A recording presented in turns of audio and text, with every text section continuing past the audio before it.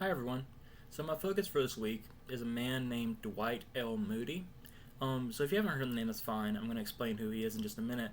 But he was born in Massachusetts to a rather poor family in 1837. So obviously he lived through a lot. He lived through the Civil War. He saw a lot happen in America, and a lot of changes.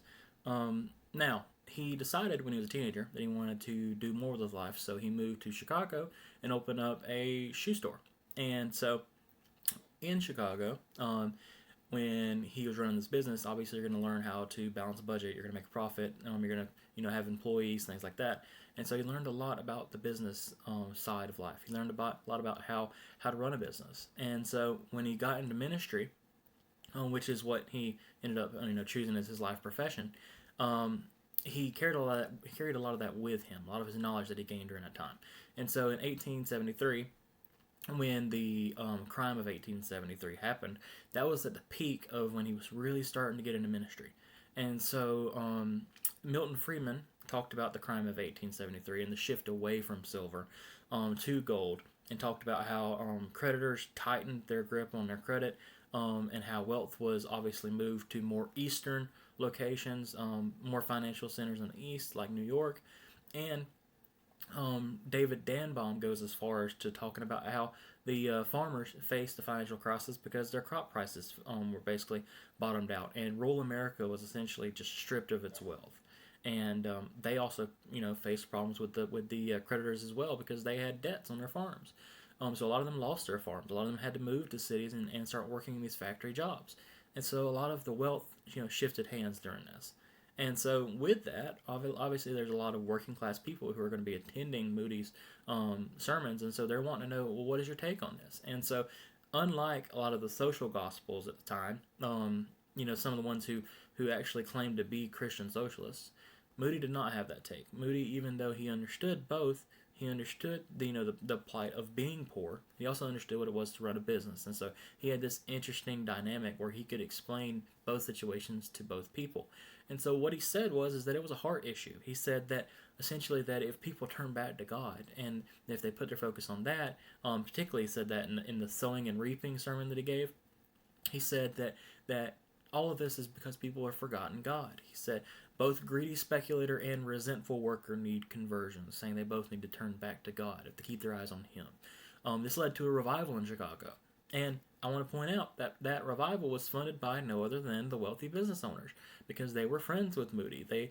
They entrusted him with their spiritual life. And so it's important to note, though, if they're funding it, well, what was the message? Who were they talking to? What was the audience? And it was to both. It was to wealthy factory owners and exhausted laborers.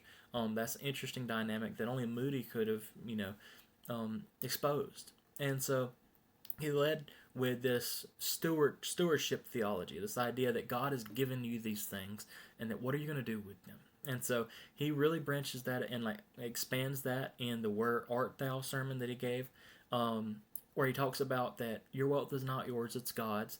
And so, you need to treat people fairly who have wealth and who do not. That it's trusted in you that wealth is not evil. And so, because you have wealth, you have a larger responsibility. To whom much is given, much is required, much is expected.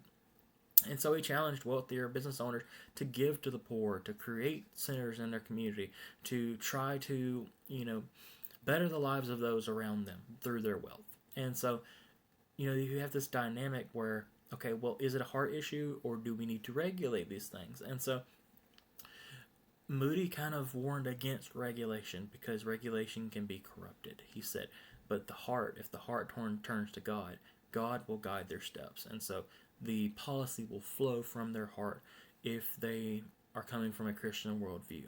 And so you have figures like Garrett Hardin, who talks about the tragedy of the commons, and he talks about the overuse of different resources. And yes, obviously there are going to be resources that people are going to overuse, but Moody's argument against that would say, well, if people are being good stewards with what they have, then they won't overuse it, because God says be good stewards with what He gives you. And so that's the argument that he made, and famous business owners took him up on it, like John Winamaker, who credited him with his viewpoint on fortune, and he used his money for good. And so he inspired a lot of people to do amazing things, like the Chicago Bible Institute, which was funded by wealthy business owners in Chicago. But it served working class students. It served, more impoverished people. Same thing with Northfield Schools. They did the same. It was funded by wealthy business owners. But obviously, if you look into their history, they're primarily for poor youth. And so those are ways that Moody kind of inspired this grassroots movement to try to shift wealth from the wealthy to the poor, but not through socialism, through God, through Christianity, through voluntarily giving, not taking. And so that is Moody's legacy. He is highly influential, and I wish I had more time to talk about him, but I might in a later video, and I would highly suggest that you go research him on your own if you have time. So I hope you enjoyed this, and leave your comments below. Thank you.